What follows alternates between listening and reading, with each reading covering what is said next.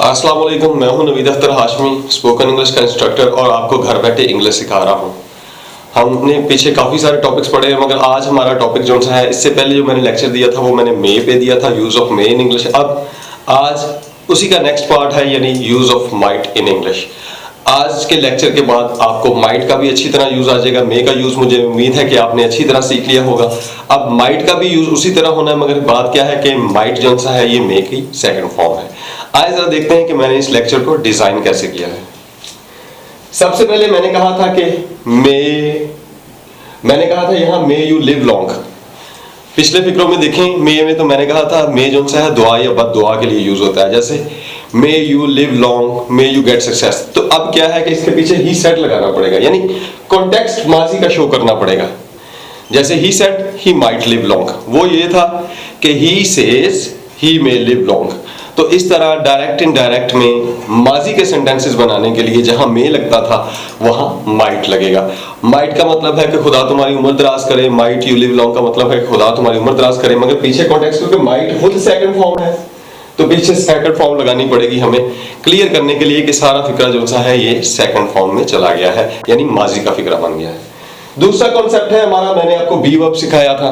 B verb में मैंने आपको ये कहा कि बी वर्ब इंफॉर्मेशन देता है। मैंने आपको कहा था कि ही मे बी देयर प्रेजेंट में, कि वो हो सकता है कि वो वहां हो। यहां हमने माजी में लगाना है माइट। ये मैं कहता हूं शी माइट बी कोई यहां नेम लगा दें, जैसे शी माइट बी जमीला, हो सकता है कि वो जमीला हो। शी माइट बी अजरा, हो सकता है कि वो अजरा हो। और अगर ही है तो ही माइट बी अतीब, हो सकता है कि वो अतीब हो। मगर ये बात कॉन्टेक्स्ट माजी का है, मैं फिर बताता चलूं कि ये माजी का है। मगर मैंने देखा है कि माइट को प्रेजेंट में भी यूज किया जाता है और पास्ट में भी। स्पोकन में तो दोनों तरफ चल जाएगा, मगर ग्रामेटिकल कॉन्सेप्ट जहां आप लिख रहे हो तो वहां माइट भी तौकीर का मतलब है कि हो सकता है कि वो तौकीर हो, ये माजी है। आगे मैंने कहा था कि बी वर्ब के बाद हम क्या, नाउन के बाद हम हमेशा एडजेक्टिव लगाते हैं, कोई खूबी या खामी वहां भी लग सकता है। जैसे he might be a good person, she might be a nice girl, they might be a good players. इस तरह के फिक्रों के लिए हम सिंपल यहाँ सब्जेक्ट लगें, they might be good players, they might be good singers, इस तरह करके। ये हमारा हो गया एडजेक्टिव। इसमें नॉट भी लगा सकते हैं, ही माइट नॉट बी। इसी तरह he might not be Tauqeer और he might not be Jameel. इसी तरह she might not be Azra. इसी तरह he might not be a good person, हो सकता है कि वो अच्छा इंसान ना हो। और he might be in Lahore, हो सकता है वो लाहौर में हो। और he might not be in Lahore, हो सकता है कि वो लाहौर में ना हो। इन लाहौर ये हमारी क्या है, प्रेपोजिशन और प्लेस है। इसके अलावा डेंजर वगैरह के लिए मैंने कहा था कुछ आइडियाज हैं, जैसे she might be in danger, हो सकता है कि वो डेंजर में हो। इस तरह के फिक्रों के लिए भी हम नोट कर सकते हैं। प्लीज इस पैटर्न को उतार लीजिए, subject plus might be plus आगे कोई नाउन या कोई एडजेक्टिव या कोई प्रेपोजिशन और प्लेस या कोई आइडिया, इसके साथ हम यूज कर सकते हैं। इसको उतार लीजिए और फिर डिफरेंट सेंटेंसेस बनाइए। इससे अगले पैटर्न पे चलते हैं। आगे है simple use, they might join this class. इसका मतलब है कि हो सकता है कि वो ये क्लास ज्वाइन करें, मगर बात फिर मैं बताता चलूं कि ये माजी है, मे का ये माजी है, पीछे कॉन्टेक्स्ट सेड का ही होगा, ही सेड वगैरह का होगा।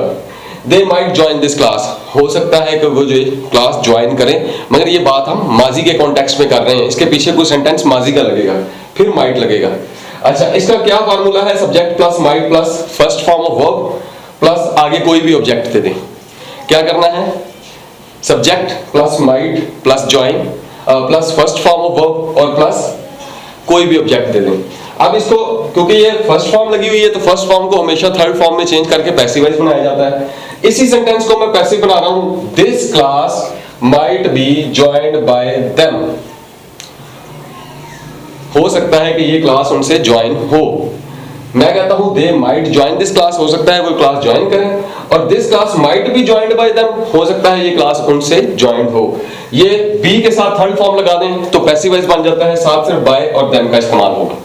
अच्छा, इसके बाद हमारा जो फार्मूला है वो ये है, माइट का एक ये भी इस्तेमाल है, we might have read the book. इसका मतलब है कि हो सकता है कि हम किताब पढ़ चुके हों, हो सकता है कि हम किताब पढ़ चुके हों, कंप्लीट हो गई है सेंस, क्योंकि हैव लगा हुआ है, हैव के साथ थर्ड फॉर्म है। ये रीड स्पेलिंग जो सा है ना, ये रेड है, red read red red form thirdly है मगर साउंड का फर्क है, पहला साउंड रीड है, दूसरा रेड है। तो यहाँ ये रेड है, देखें we might have read the book. हो सकता है कि हम किताब पढ़ चुके हों, अब इसको पैसिव में चेंज करना है। तो the book might have been read by us. मैंने आपको बताया था कि जहां हैव लगा हो वहां हैव बीन लग जाता है। जहां हैव हो एक्टिव में तो वहां उसको पैसिव बनाने में हैव बीन लगा देते हैं। इसकी कुछ और एग्जांपल्स लेते हैं ताकि आपको समझ आए। मैं कहता हूं I might have listened this song. हो सकता है कि मैं ये गाना सुन चुका हूं, और this song might have been listened by me. इसी तरह मैं कहता हूं she might have learned this lesson. हो सकता है कि उसने ये लेसन सीख लिया हो या पढ़ चुकी हो, तो this lesson might have been learned by her. यहाँ हम लर्न की थर्ड फॉर्म लर्नड लगा देंगे। तो इस तरह ये कॉन्सेप्ट कंप्लीट हो जाएगा। मुझे उम्मीद है कि आपको ये फार्मूले पसंद आए होंगे। इन्हीं फार्मूलों को एक एक करके उतारिए, ऐसे ही उतार लीजिए। यहाँ मैंने कहा है कि ये दुआ और बद्दुआ है, माइट यू लिव लॉन्ग है कि खुदा तुम्हारी उम्र दराज करे। तो अगर कोई बद्दुआ जो नहीं देनी चाहिए, अल्लाह ना करे किसी को बद्दुआ देनी नहीं चाहिए, तो इस तरह है कि may you might you die soon, कि यानी कि तुम जल्दी मर जाओ। मगर ऐसी इस तरह की बद्दुआ नहीं देनी चाहिए। मैं सिर्फ बता रहा हूँ कि फार्मूले में बद्दुआ भी शामिल है। इसके अलावा सिंपल सब्जेक्ट माइट भी, आगे कोई नाउन का यूज कीजिए या एडजेक्टिव का यूज कीजिए या कोई प्रीपोजिशन और प्लेस का यूज कीजिए या आगे कोई आइडिया का यूज कीजिए। ये इन फार्मूलों की प्रैक्टिस कीजिए। उसके बाद सब्जेक्ट उतारिए, उसके बाद माइट के साथ फर्स्ट फॉर्म ऑफ वर्ब उतारिए। कोई भी फर्स्ट फॉर्म यहाँ ज्वाइन, गो, ईट, खाना पीना, उठना बैठना, जो सा मर्जी यहाँ लगाते जाए तो ये सेंटेंस चेंज होते जाएंगे और यहाँ ऑब्जेक्ट उसके मुताबिक चेंज होता जाएगा। अच्छा, इसके बाद है हमारा माइट भी ज्वाइंट, यानी उसकी थर्ड फॉर्म बनानी है। ये पैसिव फिक्रा है हमारा। इसके बाद है ये जो सा है ये कंप्लीशन वाला फिक्रा है। जैसे we might have read the book, हो सकता है कि हम किताब पढ़ चुके हैं, और this book might have been read by us, हो सकता है ये किताब हमसे पढ़ी जा चुकी हो। इसके अलावा नॉट इसमें सिंपल लगेगा, माइट बी के बाद नॉट लगेगा या मे बी के बाद नॉट, मे के बाद ही नॉट लगना है। ठीक है, मे नॉट हो सकता है या माइट नॉट भी हो सकता है। अच्छा, ये हमारा नॉट का हो गया। सवालिया के लिए आपको बताइए कि माइट को बाहर रहेंगे, माइट आई कम, मे आई कम हो सकता है। अच्छा, ये हमारे सेंटेंसेस थे आज माइट से रिलेटेड। मुझे उम्मीद है कि आपको ये लेक्चर पसंद आया होगा। इनको सीखने का तरीका बहुत सिंपल है। जो मैंने पहला सेंटेंस लिखा हुआ है उसको अपने दस्ते पे उतार लीजिए, लेक्चर को पास कर दीजिए। उसके बाद क्या है कि उसके नीचे सेंटेंस लगा के देखिए, प्रैक्टिस कीजिए। जिस तरह मैंने एक एक सेंटेंस के कई कई सेंटेंस बनाए हैं, इसी तरह आप भी एक सेंटेंस में सिर्फ होता क्या होता है, सब्जेक्ट चेंज होता है, वर्ब चेंज होता है और ऑब्जेक्ट चेंज हो जाता होता है। फार्मूला हमेशा वही रहता है, यूज हमेशा वही रहता है। इस तरह हम एक सेंटेंस से हजारों सेंटेंस बना सकते हैं। यहां से नवीद अख्तर हाशमी को इजाजत दीजिए। मुझे उम्मीद है कि ये लेक्चर सुन के आप कुछ ना कुछ जरूर सीखेंगे और मुझे इंतजार है अब आपके कमेंट्स का।